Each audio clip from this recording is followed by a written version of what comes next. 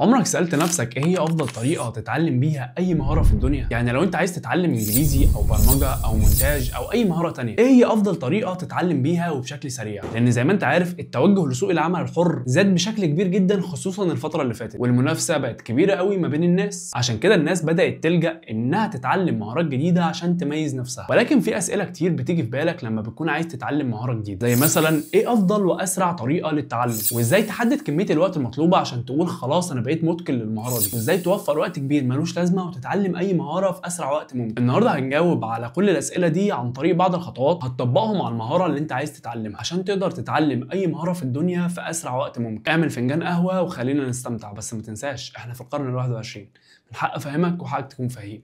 يلا بينا. السلام عليكم ورحمه الله وبركاته، ازيكم يا فاهمين عاملين ايه؟ يا رب تكونوا بخير. قبل ما نبدا ما تنسوش تصلوا على سيدنا محمد عليه افضل الصلاه والسلام. عشان نقدر نحدد مع بعض ايه هي افضل طريقه تتعلم بيها، لازم الاول تكون فاهم وعارف ان في نوعين من المستويات. اول نوع هو الخبير، وده الشخص اللي بيوصل لمرحله الخبره في المهاره اللي هو بيتعلمها. وعلى حسب كتاب اوتلايرز ان عشان توصل لمرحله الخبير في اي مهاره او اي مجال في الدنيا كلها، انت لازم تمارس المجال ده على الاقل 10000 ساعه كامله. يعني عشان تكون خبير في البرمجه محتاج انك تمارس نفس المهاره 10000 ساعه، ودول طبقا للافريج ممكن يعملوا معاك سكه 5 سنين. طب هل الموضوع ده بيختلف من شخص للتاني؟ طبعا بيختلف، لكن المده مستحيل تقل، ممكن تزيد. يعني اذكى واحد لازم يمارس المهاره اللي هو بيتعلمها او اللي هو عايز يشتغل فيها لمده 10000 ساعه كامله عشان نقدر نقول على الراجل ده ان هو خبير. والاحصائيه دي مش عشوائيه، هي اتعملت طبقا للدراسات. النوع الثاني من المستويات وهو نوع السفشنسي او القدر الكافي، وده النوع اللي المفروض تكون انت عايز توصل له في البدايه لو انت اول مره بتتعلم مهاره جديده، لان هو ده النوع اللي اتذكر في كتاب اول 20 ساعه، واللي وضح فيه الكاتب انك تقدر تتعلم اي مهاره في 20 ساعه بس. ولو فكرت فيها بالمنطق شويه هتلاقي ان فعلا لو انت عايز تتعلم مثلا مونتاج الفيديوهات عشان تشتغل بالمهاره دي، انت مش محتاج تكون خبير في المهاره عشان تبدا تشتغل، انت محتاج بس تكون عارف المهاره. عشان كده حتى في الدرجات الوظيفيه هتلاقي في جونيور وسينيور وسوبرفايزر، وعشان تقدر توصل لاي بوزيشن منهم لازم تكون مريت بعدد سنين معينه. ولو فكرت فيها بالمنطق هتلاقي انك عشان تقعد مثلا 4-5 سنين وتاخد سوبرفايزر، فهنا انت قعدت عدد سنين وظيفيه انت بتمارس نفس الوظيفه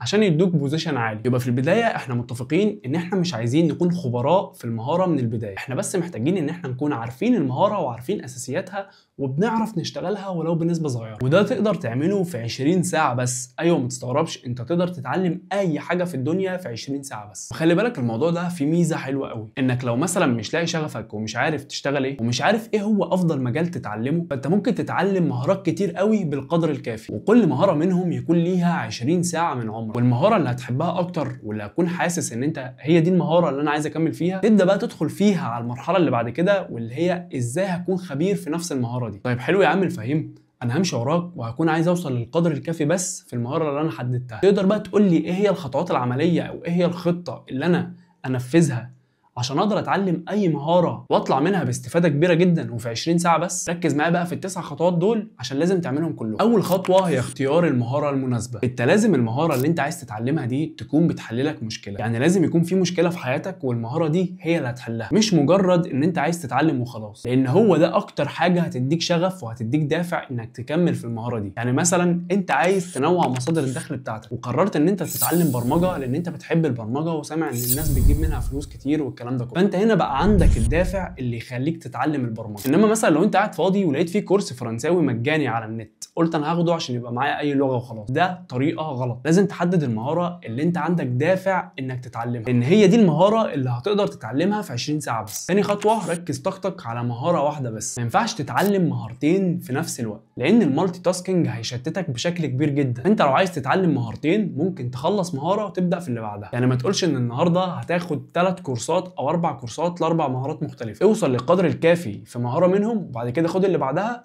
وبعد كده شوف هتعمل، لان التشتت الكبير ما بين المهارات مش هيخليك تحقق انجاز في اي مهاره فيهم. تالت خطوه، حدد مستوى الاداء المستهدف. في الخطوه دي انت هتكون عارف انت عايز توصل لايه من المهاره دي، وليكن انت عايز تتعلم مهاره البرمجه وقررت انك تتعلم تطوير المواقع الالكترونيه. طيب هل لما تيجي تتعلم انت عايز توصل لايه؟ عايز تبني موقع ولا عايز تصمم موقع ولا عايز تعرف تكتب كود؟ لازم تكون عارف انت لما تيجي تتعلم برمجه انت عايز ايه من المهاره دي، ايه الحاجه او ايه المستوى اللي انت لما توصل له تقول والله خلاص انا وصلت للقدر الكافي واقدر من هنا احدد بقى هل انا هكمل في المجال ده ولا هشوف مجال تاني. رابع خطوه، لازم تدرس المهاره قبل ما تتعلمها. معناها انك تقسم المهاره وتعرف كل اجزائها معرفه سريعه عشان تعرف انت هتبدا منين، ولما تيجي تبدا ابدا من اصغر جزء. يعني مثلا على مثال مونتاج الفيديوهات، انت عايز تتعلم مونتاج الفيديوهات، عشان تعرف معرفه سريعه عن مونتاج الفيديوهات لازم تدخل تعرف ايه هي الاساسيات اللي انت المفروض تتعلمها عشان تبدا في مهاره مونتاج الفيديوهات. لان انت لازم تتعلم بعض البرامج زي ادوب بريمير وزي افتر افكت. طب ايه هي الحاجه اللي انت هتبدا بيها؟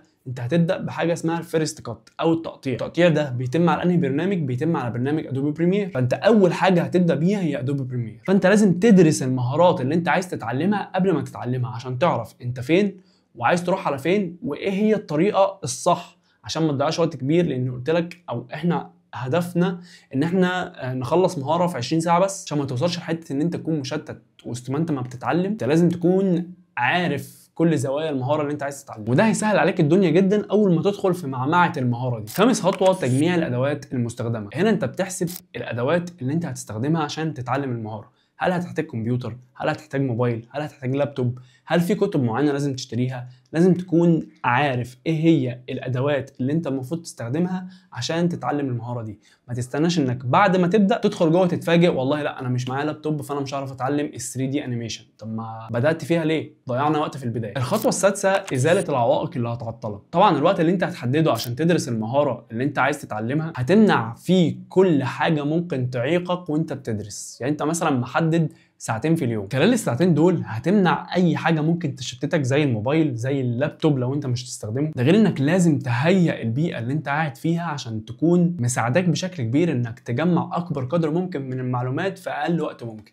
وهو ده الهدف اساسا من فكره انك تتعلم اي مهاره في 20 ساعه بس. الخطوه السابعه، خصص وقت لممارسه المهاره. لازم تكون محدد وقت معين ده اللي انت هتتعلم فيه المهاره دي، ما تسيبش الموضوع عشوائي. يعني انت عندك شغل طول الاسبوع او لو عندك دراسه طول الاسبوع فانت هتضطر انك تتعلم المهاره دي في الويك اند، فانت هتخصص 3 أو 4 ساعات كل ويك اند عشان تتعلم فيهم المهاره. انما لو سبت الموضوع عشوائي هتلاقي الموضوع اتمدد معاك جدا وخدت اكتر من شهرين 3 وانت بتتعلم المهاره، وهي اساسا الهدف اللي احنا عايزين نوصل له اللي هو القدر الكافي محتاج بس 20 ساعه. انت متخيل الفرق؟ يعني 3 شهور او شهرين وانت محتاج بس 20 ساعه، في فرق كبير. الخطوه الثانيه هي حدد مراقب للاداء. لازم يبقى عندك ريفرنس ترجع له تقول والله انا وصلت ولا لسه، طب انا ماشي صح ولا لا، طب هل الرود ماب اللي انا ماشي عليها دي كويسه او هي صح وهتوصلني ولا لا. فانت لو ما عندكش مراقب للاداء لازم تجيب مراقب للاداء. طب يعني ايه مراقب للاداء؟ يعني انت مثلا لو هتتعلم البرمجه فانت لازم تدخل تعرف ايه هو الرود ماب الصح. انت تقول ان انت بقيت قوي في انك تقدر تكتب كود على CSS. كل الكلام ده اللي هيوريهولك او اللي هيحددهولك او اللي هيوريهولك هو مراقب الاداء. ومراقب الاداء بتاعك هو الراجل اللي انت هتاخد معاه كورس او حد شغال في نفس المجال او حاجه تقيس بيها طبعا على حسب المهاره اللي انت بتتعلمها. فانت لازم يكون معاك حاجه تقيس بيها هل انت وصلت ولا لا. الخطوه التاسعه، اتعلم اكبر قدر من المعلومات في اقل وقت ممكن. ان زي ما قلت لك احنا الهدف بتاعنا من البدايه مش ان انت توصل لمرحله الخبره.